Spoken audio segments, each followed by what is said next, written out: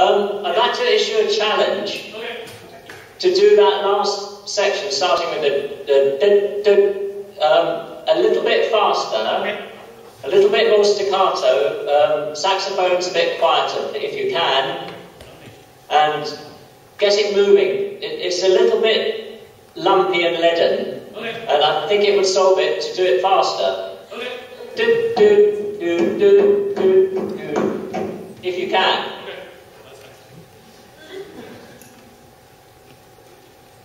Alright, so that's good.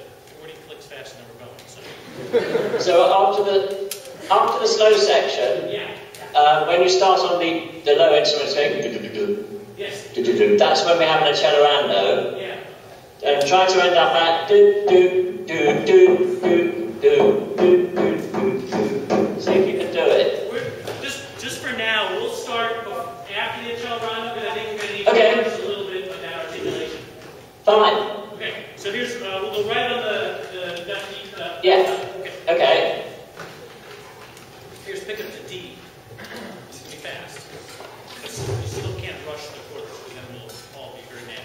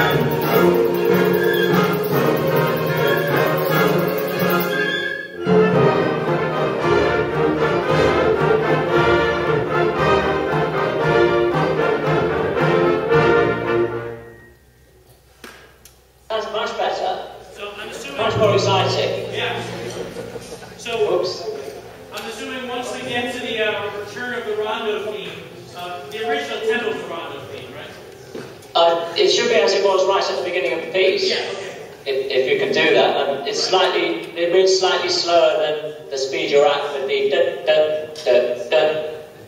Okay. But that was much more exciting. If you can start even quieter saxes, that would be great. Even softer at D.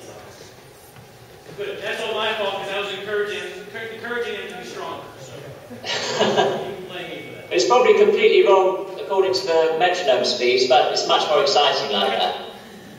Good. Great. Anything else specific? No, I think it's going to be absolutely fantastic. When's the actual performance? December 7th. Right.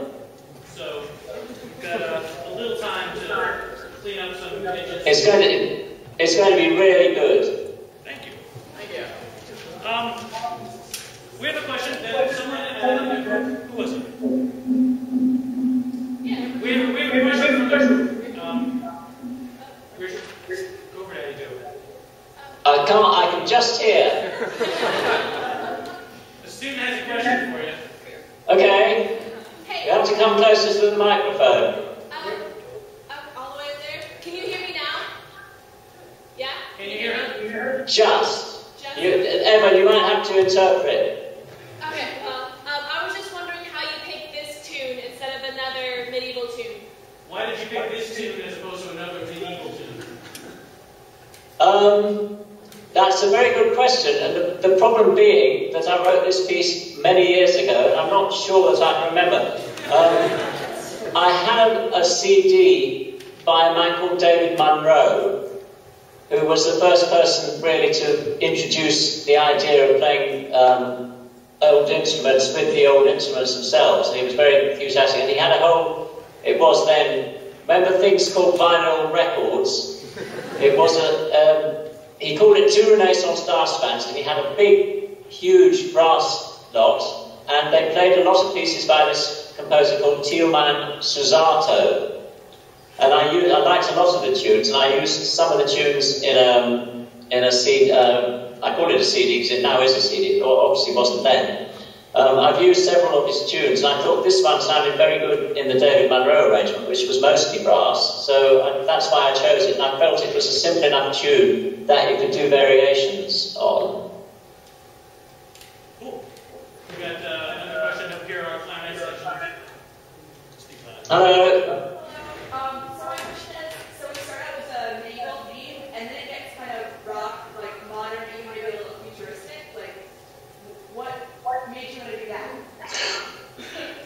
I think I understood that. Were you asking about the first variation? Well, she's asking you start off with a very medieval traditional sound, and then it gets kind of futuristic. Was her description? Well, I wanted to show what could happen if you took the tune, that it's just the first three notes really, isn't it? Da, da, da, and have them in different keys all at once. I felt it was an idea because most of the wind band music written in our country was rather dull and used a lot of common chords all the time. And I thought, what I'll do is I'll have one variation where I show what happens to this tune in different keys, and then come out of it at the end. It's just a contrast to make a change. And in the percussion writing, I hear a lot of, what I think is recalling a Renaissance style and looking forward to a rock style. So I didn't quite hear that. In some of the percussion writing, we hear a Renaissance style and also looking forward to more a rock and roll style. Was that yes. Oh, yes. Yes, I wanted the percussion to be a sort of bridge between the 16th and the then, what it was, 20th century. Well, that comes across. Yeah. Cool. Anything else you want to ask him while he's on the phone? Yeah, we have Trump at the back. We'll okay. Actually, come up here. Yeah, it's like we have someone coming up tonight. Okay.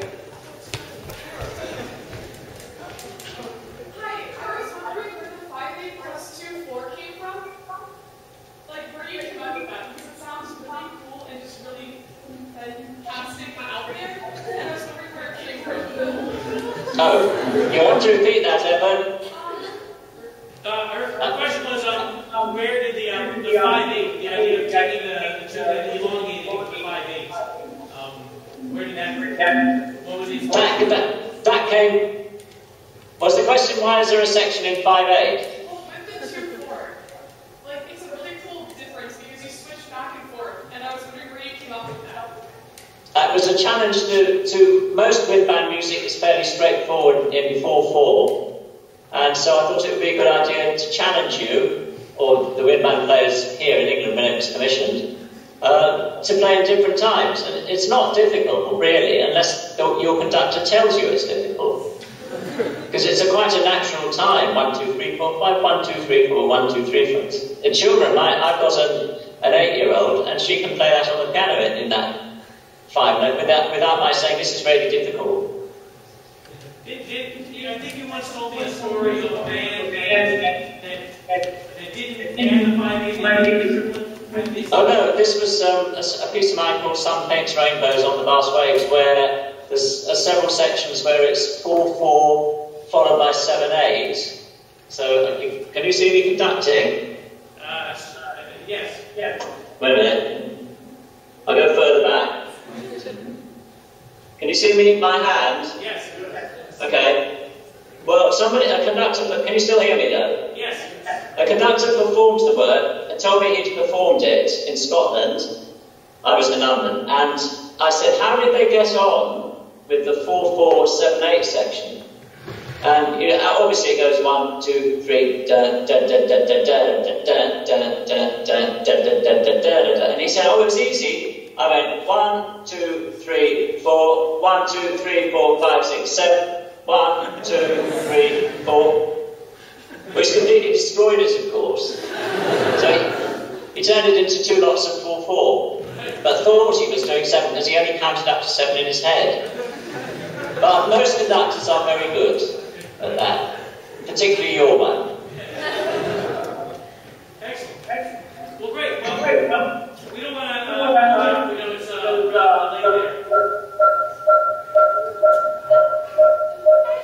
I hear a very odd noise. By the way, I have to tell you this story about my 8-year-old. She came back from school when she was 6, having been asked by her teacher, "What does Daddy do for a living?" And she produced this piece of paper on Parents' Evening when we went to see all her work, and it simply said, "My daddy is a composer, but sometimes he goes out to work." And I think a lot of people think of composers like that.